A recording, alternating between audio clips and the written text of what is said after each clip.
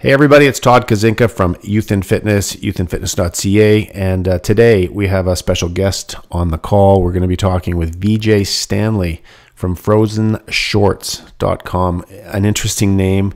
I'll let him explain a little bit about that, and we're going to be talking about youth sports and some good things, some bad things, and we're going to try to come up with some solutions as well. So VJ, welcome today. Thank you very much for having us. We appreciate the time. It's going to be great. Tell me a little bit about your background, how you got involved with youth sports. And I know from reading through your website, you do have an extensive background in sports. But tell us who you are, where you came from. Well, I was the youngest coach in the history of high school hockey here in Rochester, New York. And then I went on as a college coach for 21 years. I played 3 sports in high school. I was the captain of our high school team.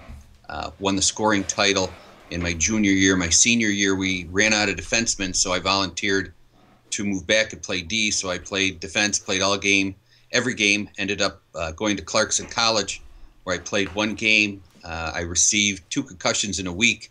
They were my 7th and 8th. And in that time period, I went from having 20/10 vision to 200/300, and actually still have symptoms today. Wow. Started coaching youth sports by an accident. My kids were at a community pool behind a library, and a friend of mine was there with his kids, and I just went over to see what they were doing, and the coach there happened to see me, and I didn't know him, and asked if I'd come in and help. And really it was soccer, Todd, and all I did, I was watching them run all these drills with cones for 6, 7, and 8-year-old, or 6 and 7-year-olds. They must have been having fun. Yeah, well, joking. I wish they were. And so I just threw the ball out, and he said, "Will you take these kids?" I said, "Sure." I threw the ball out and took the cones they had for drills and put 1 on either side of the field, or 2 on either side of the field, and just started letting them play. Mm-hmm. And then we started, one kid came up, and you know how they give you that look in the face with their little moon faces, and said, "Mr. Stanley, can I play?" And I said, "Absolutely. So let's just play." Mm-hmm. And so we kept playing, and then another guy asked me to do it, and I kept doing this. And then my children got involved, and he was playing up a level in soccer. And we went to Virginia for a tournament, which is about 300-400 miles away. And I looked around, it was a showcase, and I said, "This isn't a showcase." So I went to talk to the head of the tournament, and he was thrilled. They have a college coach there, and I told him I was a hockey coach. Mm-hmm. And, I'm watching these teams play, and they're winning 1-0, tying 0-0. Losing 4-2 or whatever. And I said, "Well, guys, you could do this 100 miles away from Rochester." And being a recruited Division I athlete, and I also scouted, very minor, but a little bit, for 3 different NHL teams. I said, this isn't, what are we doing here? Mm-hmm. And so I wrote up a chart, and I've always been interested in analyzing things, and I kept some notes. And then the book evolved from what happened with my son. And I just watching this year round, and it always came to me that if you were going to play a sport year-round to get good at it, eventually you were going to be disappointed. Mm-hmm. Yeah. Now, you said you coached at at the University of Rochester for 21 years. Now, 21 years, that is a very long time. When you first started, what kind of things did you see with young kids that you recruited, that you came in back then? Has there been a big change in the amount of time that you see kids just playing and the type of training that they did then versus now? Yes. Mm-hmm. I like to tell the story. We played Sunday nights outdoors in the freezing cold in an open air rink, and anybody who wanted to come, there were 4 of us that ended up at the Division I level, and anybody that wanted to play could play. And so with our kids, as they were coming to U of R, at that point in the early 80s, they were still playing multiple sports, and we encouraged it even when they came to our school. And so we saw more and more kids starting to specialize, and we would tell the kids, here's what we do. We graduate people, and we have a very good academic record, and come here, get the education, and the hockey is secondary. So we started right from the beginning, Todd, getting kids with great character. We would tell the coaches, if you didn't want this child to be your son and be proud to call him your son, don't send him us. And we cut some very good hockey players throughout my years, and told some others not to even come there. And as the end came, and I retired about 8 years ago, when the end came, we saw more and more kids, and not unprepared for college, but really having a hard time coping. We don't allow any trash talking, very humble guys, and everybody says please and thank you. And we saw more and more of the negativity propping up. Mm-hmm. And we were at one story, we were at a restaurant in Pennsylvania going down to play Washington and Jefferson. And I don't sit with the kids. And the waitress came up to me at the end and said the manager wanted to talk to us. And of course, being a coach, I was upset. But I went in and talked to her, and she said, we've been doing this for 12 years. You're the best behaved team we've ever had. And then we went to the library and studied for 2 hours. In the early 90s, we were on quite a run. And the local reporter came and asked me how the team was going to be this year because we had lost 2 games in a row, because we really tried to play very tough competition in October. And I said, I don't know. They haven't gone to grad school. They haven't got married, and they haven't become fathers, or they haven't taken their med caps or their law boards. We graduated 28 doctors and lawyers and 24 engineers in my 21 years there. I thought that's how we kept score. Yeah. Yeah. That's not the way a lot of people keep score in society is oh yeah, what's your win and loss record? And all they care about is the sports. And I think that's part of the reason why youth sports, there's such a problem, is because there's so much of a focus from parents on winning, and you probably see that all the time. And not just the winning, is they want their kid to make the pros, and they think it starts. And I've seen it because my 8-year-old son plays hockey, and if you think it's bad in the States, I'm sure you realize how bad it is in Canada with people. I mean, you got guys playing spring hockey at 8 years old. They're playing all year round, and I just shake my head at that, and it just blows me away. So, do you have is the same kind of thing happening right now with hockey in the East Coast, where kids are playing full year all year round at 8 years old? Yes, it's actually worse. Wow. I'm going to give you a story. I got hired to do some consulting.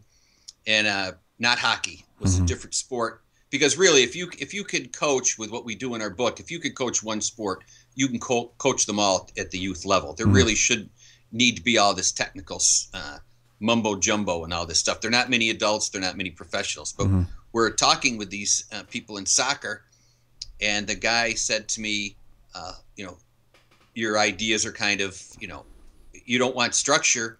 And I'm taking my son to Canada for a tournament next week. And in this tournament, we've been recruited by an ex-Division I college coach to play, and my son's the goalie. And, and I said, well, really, it's a summer tournament. I know he said it's a really big tournament. And I said, well, there really aren't any big tournaments in the summer. And he got very offended. And he said, if we weren't going to this tournament and this coach hadn't picked us, my son wouldn't be known to play as well as he did. And I said, okay. And I said, but you're really only the best of those that can afford to pay. Right. And that really sent him for a loop. And he said this, Todd, and this is true because I had a friend next to me watching it, and he said, and I quote, I gave up a mortgage of $500, a mortgage payment of $500 to send my son to this tournament. Don't tell me it's not important. Wow. So he walked away, and my friend who happened to know this guy said, that didn't go very well. And I said, no, it didn't. I said, he's taken his oldest son to Canada. There's not really much that I can do. And the gentleman turned to me and looked me right in the eye and said, he only has one son. His son is 6. Wow. That was that. Oh my God. Yeah. But that's, that's how they think. That's how parents think. I see it all the time. And I mean, to go back to your point about coach youth sports, I mean, I've coached basketball probably for 25 years now. Yet when I tried to volunteer 2 years ago, I was helping for a while with my son's novice team, and he would have been probably 6, 7 at the time. He's now 8. So when I started, he would have been 6, and it was his first year playing. And I have a lot of experience working with kids, and I had a meeting, we had meeting with, there's 3 other parents coaching, and I just shook my head after this meeting. It probably went on for 3 hours, and they were talking about all these things about picking captains, who we should pick, and I was shaking my head. And then by the end of the meeting, I said, I'm sorry, guys, but I can't work with you. I'm sorry, I'm not going to be able to do this. And, you know, they basically didn't want me anyway because I was more focused on having fun, you know, and I believed in the kids would develop, you know, through game-like drills, game situations where they would just play and have fun. They would learn. And they thought, no, we've got to follow the Hockey Canada model where you got to drill them. And we only had half ice practices. That's all they gave us. And they do the St. Louis drill. Hey, let's do the St. Louis drill. You got one guy skating and you got 14 kids standing on the boards waiting. And I was just like, you know, it boggles the mind that you've got these volunteers that you have to take your hats off for these people that are volunteering their time. But when you've got someone with experience in coaching, that they don't want that person. They said, no, hockey's different. That's what one of the dads who was coaching said to me, no, hockey's different, you know, as if I couldn't coach hockey. And I mean, this is the type of thing that coaches, experienced coaches are up against when they're trying to do what you and I are trying to do, and other people as well, where we want just the best for the kids. It's not about our ego. It's not about wins and losses. It's about what's best for the kids. It's about having fun. And through the fun, they're going to stick with it longer. There's many more other reasons why they need to be having fun. But it's so maddening. And this is why I'm on this path myself, interviewing you and doing what I'm doing with my youth fitness website. What do you have any other stories that are similar to that, or some another unique maybe anecdote? I'm sure you have hundreds.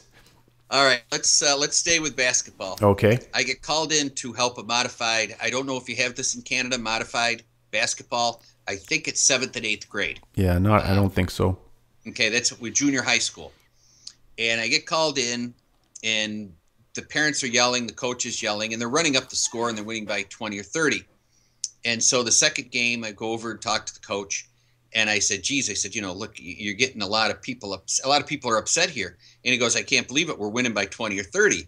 And I said, but you're still playing your starters at the end of the game. I said, and they don't get any better because they're getting bad habits. Mm-hmm.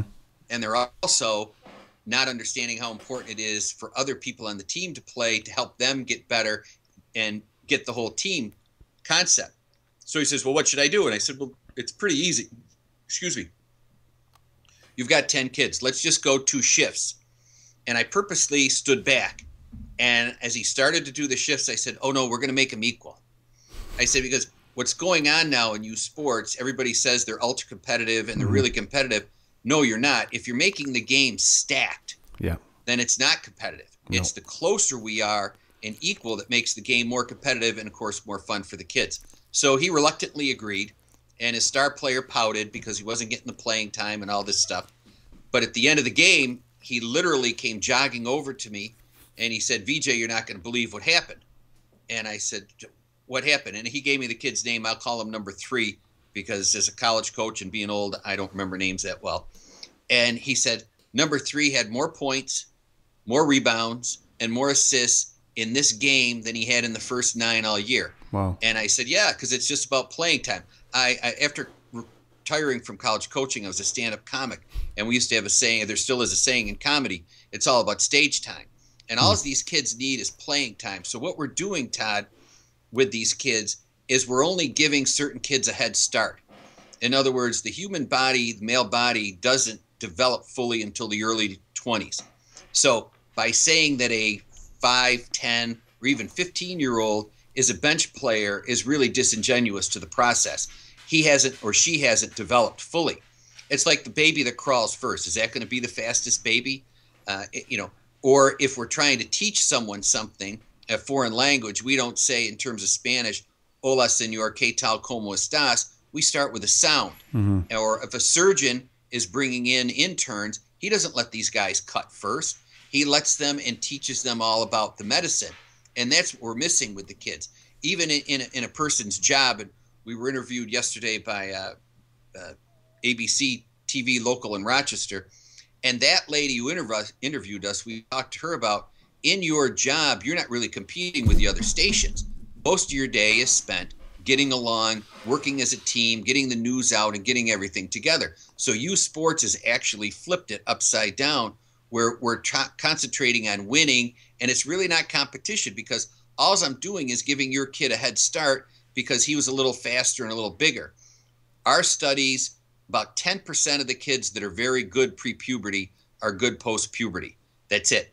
And they burn out, they have problems, they don't grow.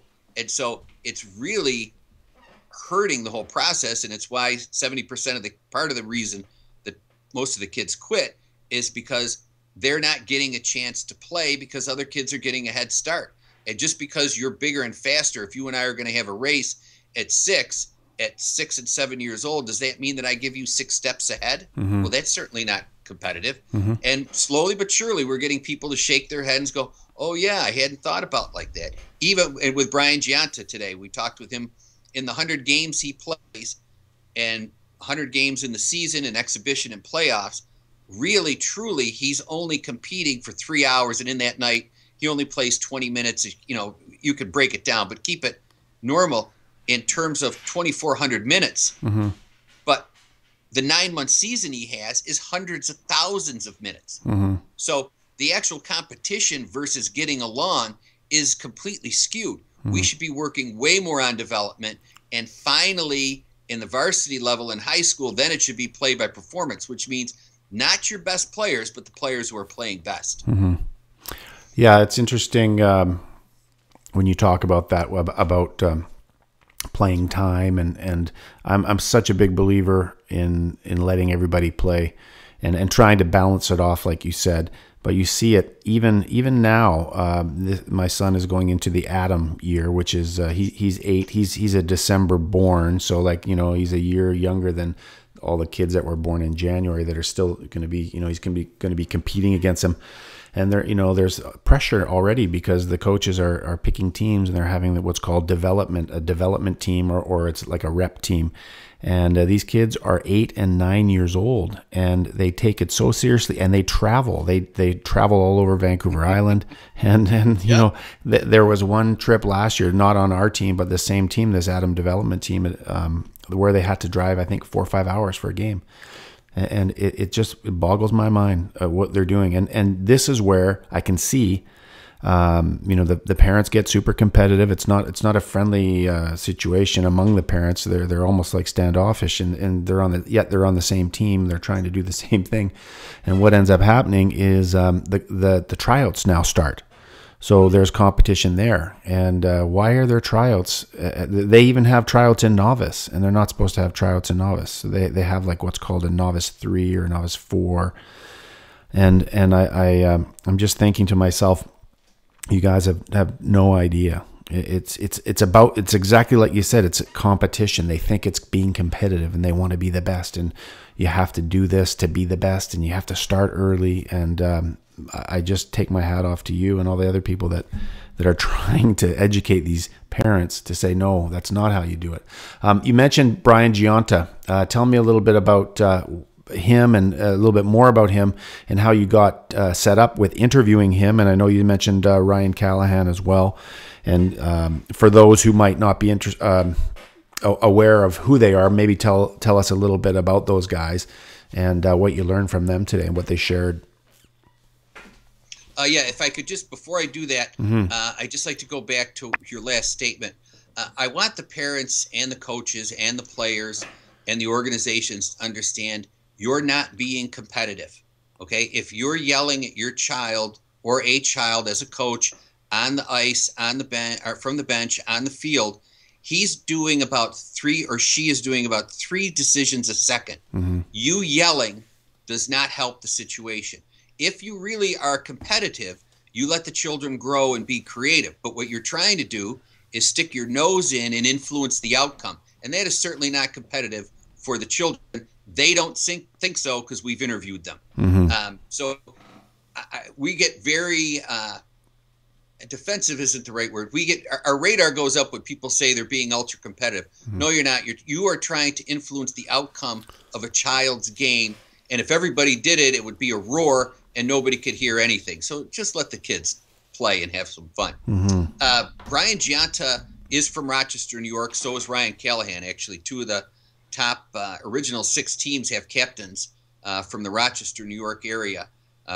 Brian is actually from Rochester, and Ryan is from Hilton. And a friend of mine is their agent, and we talked and they came into town to do a camp to help some young players.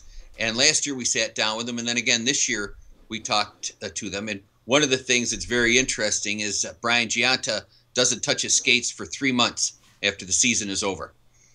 He played multiple sports. He played pickup games. He played outside. He made up games. And he also talks about being at Boston College, where not all the boys were on scholarship.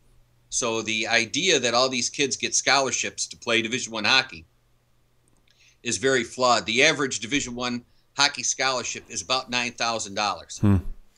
So in that context, people can spend 10, 15, 20 grand a year. It's much better to have a library card than an easy pass as we have in the States.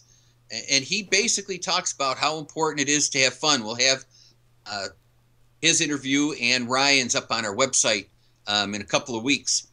But they're really trying to say how important fun is, how important development is, and our big mantra, which is balanced excellence, play for fun and balanced excellence, how important it is to get along, how important it is to be a great teammate, how important it is to be humble. Because what we want to do is get right back to the basic fundamentals. Please and thank you, being happy for another teammate's success, sharing, caring, and building a bond. One of the stories we talk when we give our talks is that if we were driving down the road after one of our talks, and of course some of the parents aren't real happy with me, and we see each other if somebody pulled over on the side of the road, we will pull over. Otherwise, we just buzz by, and we all drive by people every day. But in this particular case, we're going to pull over, and that's the bond. That's what's going to have the life skills for these kids.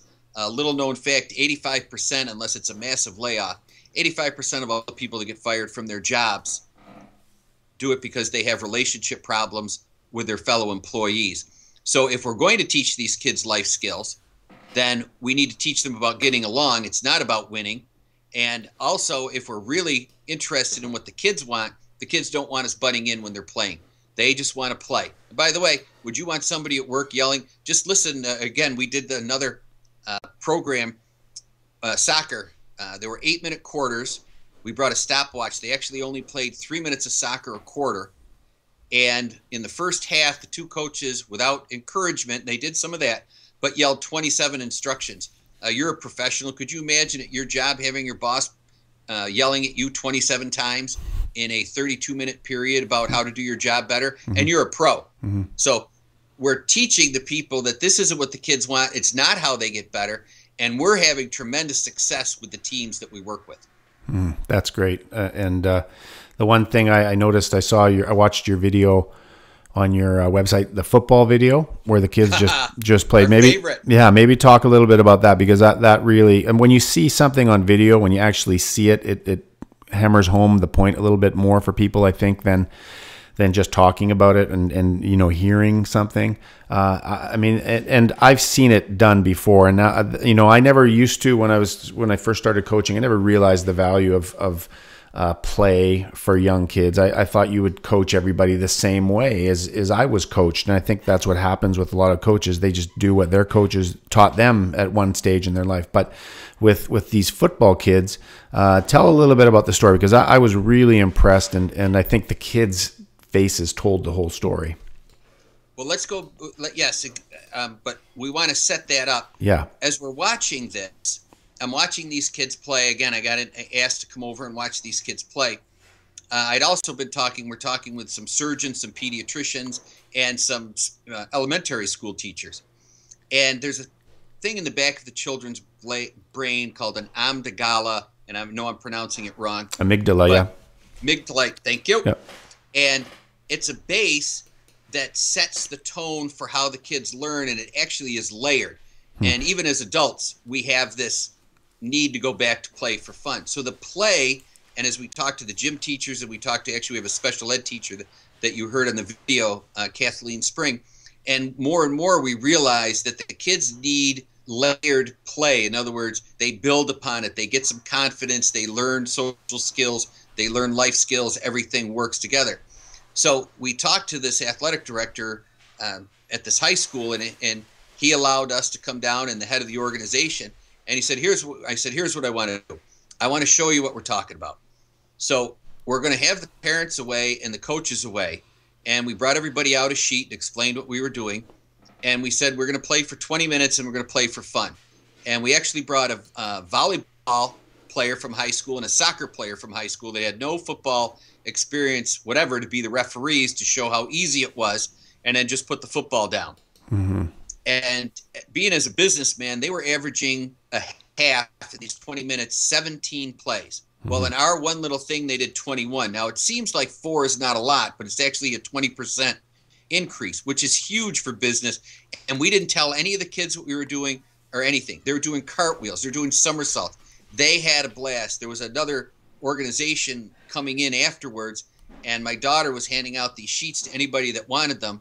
And the organization asked us how we could replicate it, because the idea is to have fun. The more relaxed you are and the more fun you have, the better you'll perform. The better you'll perform, the better teammate you are, hopefully, if you're unselfish. We teach that in the life skills, and they just had a ball. And as you see at the end of the video, the head of the organization was great. We brought the dean of students from the school down, who, by the way, is a 2-time in a row volleyball state champion who subscribes to the theory of playing a lot of kids. And everybody just had a ball, and we finally proved that it's easy to let the kids have fun. Mm-hmm. I know that you'd have critics that would say, well, what are they learning football-wise, blah, blah, blah. Well, they're learning a lot about football during that time that you don't even realize. And again, what's the big concern? You're concerned that they're active, that they're, doing those things like you mentioned, making friends, being good teammates. They're getting fitness. They are definitely learning how to play football, but number one is the fun, and kids will drop out if they're not having fun. And it's interesting that you mentioned about play, and there's a lot more groups and associations coming out now, business-wise, that are really gravitating to that whole concept of play. And there's one that I'll tell you about, and I'm going to put the link to your video in this interview as well, by the way, that particular video, and your website, obviously. Thank you. But this is something you might be interested in, and also the listeners. It's something called Wedgie Dojo, and a friend of mine in town here, and I'll send. I might put that link up as well. We have started a community, and it's about innovation. It started with people in a organization called EO, which is Entrepreneurs Organization or something like that. EO, I think it was, and so the concept is Wedgie Dojo. It's learning how to have fun by doing silly things. Now, you know what a wedgie is. Yep. And so what they do, and the dojo part of it, what they do is they have a group of guys that everyone starts learning how to do different moves, with the wedgie. So they have someone has, you kind of make up your own move, and then they cross. This is my friend Dean, who started this cross reference with the thousands of moves already on the database, and to see if is an offensive move, a defensive move, and it's all about being silly, playing, having fun, but also the whole wedgie concept is it's part of and it goes back to Thomas Edison. Apparently, with all his inventions and his patents, he was really into play and fun as well. So these big time entrepreneurs as well are having fun doing something as silly as giving each other wedgies in creative ways, right? And it sounds crazy, but it's Wedgie Dojo, and so we've got a Facebook page that I started. There's a community, a Ning community, and we think that this could spread throughout the world, and it's perfectly applicable to I guess to kids sports, as long as you got you don't have coaches. There could be a danger with coaches and kids, but if kids just did it separately and adults just did it among themselves, that's another just a silly way to have fun and be creative, and who knows where that could lead in youth sports, right? Just something as silly as that, and it doesn't have to be that. It could be any game that you want, right? any game. Yeah. Do you guys do you have something like that is similar? It's that not you've... that, but I've got a story for you that I think will warm your heart. Okay. Your sport is hockey. In Canada, our sport is baseball, but it's actually football. But for the sake of this joke and this humorous anecdote, we'll keep it at baseball. The #1 growing sport, adults, in the United States, by far, is wiffle ball. Wiffle ball. Now, the reason it's wiffle ball is in about 30 seconds, whether you've ever played baseball or not, I could show you how to do some incredibly nasty things with a wiffle ball, just like you're talking about the wedgies. Yeah. And you have to have no talent. I can bring a major league player up to bat, and he can look silly. I can bring the biggest, strongest guy up to bat, and he can crush the ball, and it maybe will go 50 feet. Maybe. Yeah. So you can play it in a small space. You can play boys and girls, men and women together. You can have fun. You can make crazy, silly rules. And that is just exploding because there is an innate part of us that wants to be a child, that wants to play. It started in the back of our brain, and it's built up over time. And we teach through play, we learn through play, and it releases certain endorphins into our body that make us feel good, that help heal us, that help make us feel better. And what you're doing with wedgies, in the same way with a wiffle ball, making it do all these different silly things and making people look silly, is very much a parallel. Very interesting. And it's very interesting that you mentioned wiffle ball, because I saw one of my friends has a website out here, and it's just all about sports news that's happening on Vancouver Island where I live. And I saw a story on his website, and it was wiffle ball, some sort of wiffle ball championship. And I thought, wiffle ball, what kind of news is being reported on wiffle ball? And I had never heard of what you had just explained, and now it makes sense. So I'm going to have to investigate that. 2- and 3-year-olds with a big wiffle ball bat, you lob them the ball, and they spin around and stuff. Adults are the same thing. Wow. There just is not that big a difference in adults to children.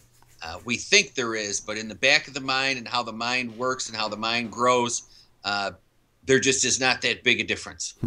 Very interesting. So your website, frozenshorts.com, tell me how you came up with that name. I know that if you look at the site, it looks like, an ice rink in the background, and your hockey coach. Some call it Viagra for the brain, the ultimate pill for a... Sorry, did you hear that? No problem. Yep, no problem. It used to be VJ Stanley Problem Solving. And as there always is with me, there's a story behind it. As I was doing my comedy and doing these things, I'd be writing in the middle of the night. And one of the things I can certainly advise with certainty is if you're sleeping at 2 o'clock in the morning, and I love my wife more now than the day I married her. She makes me a better person. I'm so thankful after 20 years we're still together. But trying to write comedy at 2 o'clock in the morning, you should never, ever expose your ribs. And as you put your arm around your wife and you hear this sigh sound, normally that's a time to retreat, but as you're tired and you just came up with what you thought was a good joke. So I started retiring to the guest room, and I was writing, and in the middle of the night, I was writing about a team that I had worked with, and all the kids that said, actually it was a girl who went to a lacrosse tournament an hour and a half away from Rochester in the rain and never got to play. And I said, oh my God, she must have been freezing her butt off. I said, we're going to call this company Frozen Shorts because I don't want it to be about me. One of my goals is to have people call me up. My ultimate goal is lake house boat, no neighbors. And to have people call and say, oh my gosh, we're doing the Frozen Shorts thing and everybody's having fun. And so it's for all the kids that sit on the bench needlessly. But it's not really just about the kids sitting on the bench. It's about the kids sitting on the bench getting ready to get a chance to play, because nobody ever dreamed of being Sid Crosby with the puck in the last minute of the USA-Canada Cup sitting on the bench. They always had the puck, and they were always doing something. So it's frozenshorts.com, and we keep getting questions about it, which means it's a good thing. That's great. And I just made the connection in my mind of another guy that's out east as well, Bob Bigelow. You're probably aware of him, and he's written a book, similar book. Yeah, Bob's a great guy. I interviewed him, and it's a very similar philosophy, that whole mentality of kids just sitting on the bench just because coaches want to win. Basically, that's the bottom line of it. They don't want to put a kid in that thinks that they think might not give them a chance to win. And I remember after reading Bob's book, and it's the same message that we're talking about right now. And I was coaching an 8th grade basketball team in Vancouver, and I really made that extra focus, that extra effort to give everybody equal playing time, and make sure that the parents knew that was my philosophy at the beginning of the season. And I didn't want any kid to ever sit on that bench at age 13 or 12 or 14 and think that they weren't good enough to play, because you never know what kid might blossom at age 16 or 17. But if you cut a kid, or if you have a kid that has a terrible experience and quits at age 13, what a waste. And I remember clearly that day after, reading that book that I vowed that I would never do that again. So this is something that for me is a little bit about my background, passion of why it's important to me. Let me give you some quick facts. 50% of the kids born after the year 2000 are headed for type 2 diabetes. Wow. In the last 25 years, obesity has quadrupled. Nobody gets better sitting on the bench. Nothing you do before pre-puberty, there's no scientific evidence. Nothing you do before pre-puberty is an indication of future athletic success. Mm-hmm. So by having the kid, again, we say to people, you're not being ultra competitive. You're stacking the deck and you're rigging the game. It's basically entitlement. You're saying because someone just happened to be born bigger or happened to figure out something quicker that they're better, and it's simply not true. Mm-hmm. And the other thing about that is that, there are so many factors that go into play with how good someone eventually is going to become. I mean, and like part of it is luck, but not only that, if someone wants to be a professional, I mean, or even I was fortunate, I played university basketball, but what are the odds of a kid actually even getting to college, and not just the college, the pros further on? Like, the odds are whatever they are, 1 in a million. I mean, the odds are so small, yet people stick to that dream. And I know my son wants to do that, and I'm not going to discourage him, but I'm going to make sure that he has fun along the way, and I'm going to make sure that he plays a variety of sports, and I'm going to make sure that he has something to fall back on as well. But with regards to what do you have to say about that kind of thing? I'm sure you have another anecdote or something very pertinent information-wise. First of all, we tell the kids it's about balanced excellence. And now here's some more stats. 1% of all the children that go to a 4-year college, 1% play Division I athletics. Out of that 1%, less than half play for free.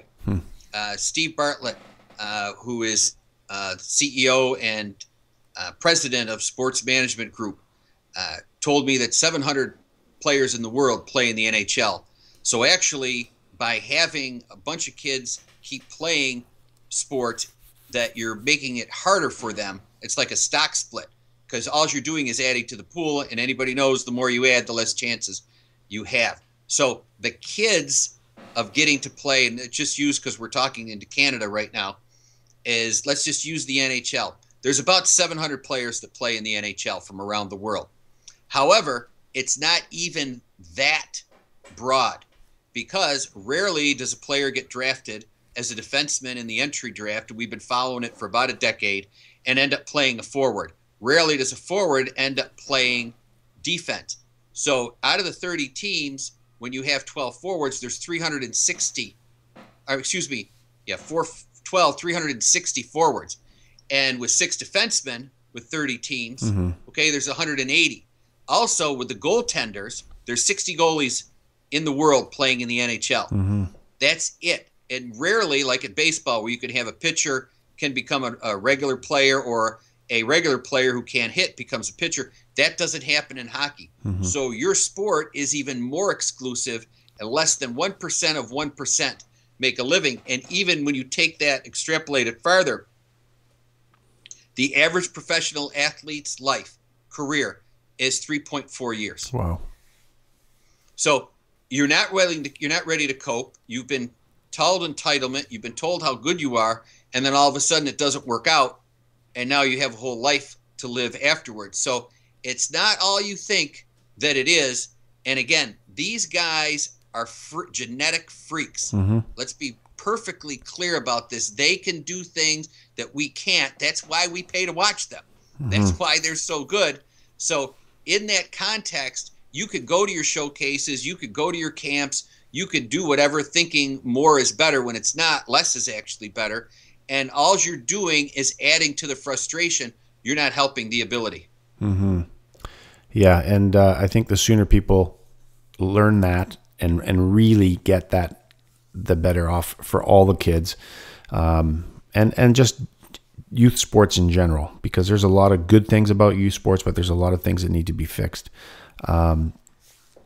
Tell me about the title of your book, Stop the Tsunami in Youth Sports, Achieving Balanced Excellence. You mentioned that, and health while embracing the value, and where people can get that book. Yeah, embracing the value of play for fun. They could go right now. It's on an ebook form. They can go to my website and they can link to Kindle and Nook. And for the iBook, there's a free app, and that strictly comes from my daughter. I really don't know a lot about that, but you can take an app on your iPad or iPod and then download the Kindle, and it will convert it for free. It's $9.95, and the title came, Stop the Tsunami. I just keep seeing waves and waves. We were on vacation, actually, my wife and I and the family in Florida, and I only sleep 4 or 5 hours a night. And so I went down about 4 o'clock in the morning and just watched the waves come in, and I saw everything that it was taking out. And again, one night, late at night in the guest room, it just popped into my head, Stop the Tsunami in Youth Sports. The second part, Achieving Balanced Excellence in Health. When's the last time we heard a coach or someone say, you know what, forget about getting back on the playing field or on the rink. Let's just get our kid healthy. And we're talking with top surgeons, top pediatricians, and then balanced excellence has always been something I talk to my players about, I talk to my children about. I just firmly believe I meditate for half an hour every day. I firmly believe that balance is a key to life. If you're really, really hot, Todd, you don't go into a freezer and freeze your butt off. No, you get your temperature back down. If you're thirsty and you're really, really thirsty, you don't drink until you're bloated. You drink until you're satisfied.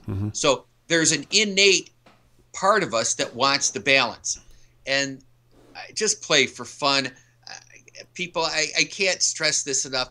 You're being told that you got to win, that you got to play on this elite team, which, by the way, it's not elite. It's only the people that can afford to play on that team. It's not, if we really want it to be elite, I'll tell you a football story.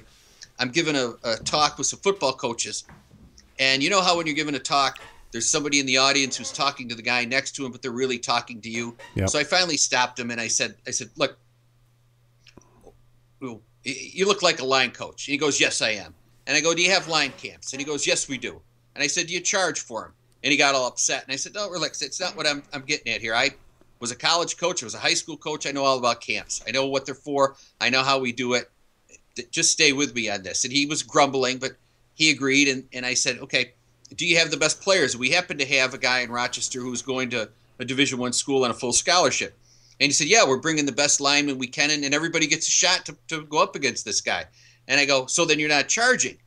And he said, what do you mean? I said, well, if we really want to find out who's the best, we don't charge. Otherwise, we're just finding out the best of who can afford to pay. And at this point, it got really quiet.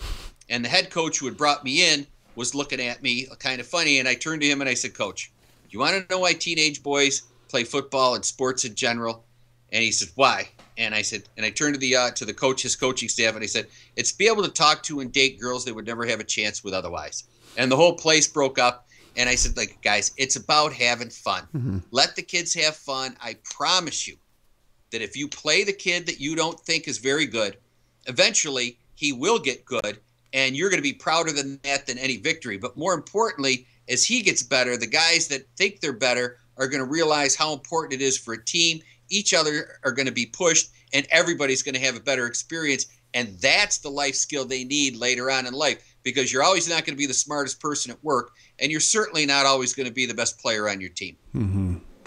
Absolutely. That's a good story. And I'm sure, you're just talking about one program and one set of coaches, and multiply that by, the millions and millions of schools in America, in Canada, and it happens in other countries too. I mean, I've lived in Australia, I've coached in Australia. I know there's, these top academies for soccer in the Netherlands. I mean, everywhere it happens. Now, you mentioned injuries. I wanted to talk quickly about injuries because, I was just talking with another guy, a friend the other day about football for young kids and hockey, ice hockey. You've got high speeds. You got young kids with developing skeletal structures. Their bones are developing, their brains are developing. They don't have necessarily a thick skull, like as thick with protection. And then football, same thing. You got kids in helmets, 6, 7, 8-year-old playing tackle football with helmets and pads. Talk a little bit about that, about what you feel should happen with collision sports and other type of sports injuries for young kids, youth sports. Okay, we met with a big concussion expert, a gentleman by the name of Dr. Jeff Bazarian, who's connected to the NFL, and there is a whole new theory out about it. It's not always the kid getting dinged with a head-on-head contact. What it actually is, and again, let's be perfectly clear, I struggle with the English language. There's these enzymes and fatty tissues connected with some things that go down the back of your neck. And I know that's being very, very technical for the people. And what happens is the heads are too heavy for the bodies, for the children. Mm-hmm. And so the head moves back and forth, and these protective coverings come on, and it actually gives them concussed syndromes. It's not just the brain banging on the edge of the skull. So in that context, and Canada did a study a while ago where they took 2 youth teams, and one team didn't have any contact and one did, and pre-puberty, and then they had them play post-puberty, and there was no difference. So we tell people we think that football is going to change dramatically. There'll be no kickoffs within the next 10 years. There'll be very minimal contact pre-puberty. One of the things we tell people, there's a big discussion on girls lacrosse with putting helmets on them. And one of the problems with having protective gear is kids start to think they're fearless. Mm-hmm. And again, what we're trying to teach these people, if we teach people the sense of community first, and we teach them how recklessness is not good for their long-term well-being. We teach them about sharing. We teach them about caring about someone else, the side of the road story I told you about. If we teach them that, they will have more respect and more trust on the field when they play, and we think that's critical. Mm-hmm. One of the stories we talk about is that I respect the presidency, the office of the President of the United States. If it's not the hardest job in the world, it's very close. But it doesn't necessarily mean I trust the person in charge. In other words, I'm my father's son, I'm my brother's brother. No matter how you turn that, it's always going to be the same. It's called a reciprocal truth. Where there's lightning, there's electricity. But where there's electricity, there isn't necessarily lightning, a non-reciprocal truth. That's what respect is. We're getting hung up too much on respect when it should be the reciprocal truth, which is trust. And if we get that, and the kids aren't as reckless because we're teaching them not only sharing, but that there's only 1% chance they're even going to get to Division I. There is not the payday there, and they can still have fun, and they can still have a great youth sport experience, and we can calm everybody down, not delete the competition. We're actually more competitive because we don't want these outrageous scores. We don't want these teams that are pounding on other people. It used to be, Todd, if you and I were playing a pickup game and the game got your basketball team against mine and you were up by 20 points 10 minutes into it, you'd come to me and say, look at VJ, I'm going to give you Dave and Eddie, you give me Steve and Don, and let's start over from scratch. Mm-hmm. But we're not even seeing that in pickup games now. Now they're trying to hammer because these kids have been told winning's important. The parents have paid money. They want a return on their investment. And what's happening is they're spending the amount of money it would cost to get a Mercedes, and they're ending up with a Yugo. Yeah. Yeah. It's very interesting. And the thing that I'm just looking at your Amazon page here, 280 pages. So this is going to be a book that what's your main goal with this book? Do you want to try to change? I know you're obviously wanting to change something, but a 280 page book. Do you want to see this in the hands of every youth sports coach or parent, or what is it? We have a three-prong approach. We're going to meet with 3 of the top doctors around in September. We want to get it into every pediatrician's office. Then we want to talk to the colleges. We've talked to a couple of colleges. We may have a chance to at least have a talk, if not eventually get this thing as a textbook. And then lastly, nothing would make me happier when it comes out in paper copy to watch people walking around the sidelines before a game, instead of sitting in their chairs barking about everything that's going on, walking around and exercising with the book sticking out of their pocket, and everybody calming down and having a great time. Mm-hmm. So my wife, I just to make it a little more clear, my wife loves chocolate. If she could have a dessert, it would be fudge cake with fudge icing, with fudge filling, with chocolate sauce, and a chocolate topping. If she has ice cream is just a delivery service for the chocolate. Mm-hmm. This youth sports is just the delivery for social change. Mm-hmm. We think please and thank you. We think if we could get everybody more cooperative, life's not easy and life's not fair. But if we could get everybody to calm down and think about how important it is to be connected to each other, if we're going to punish somebody and put them away in jail other than execution, the number one thing we do is solitary confinement.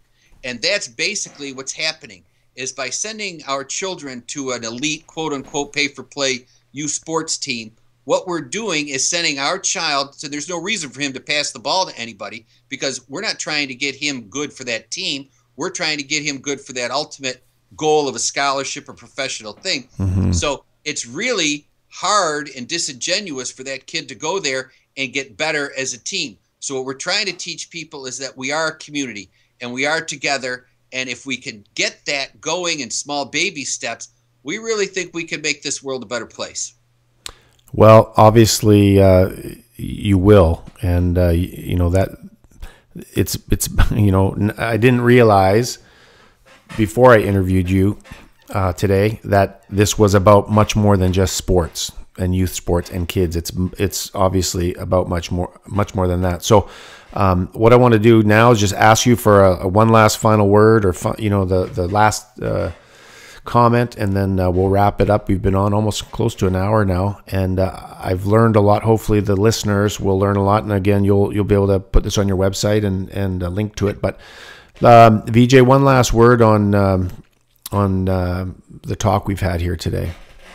Well, I want to thank you for your last compliment.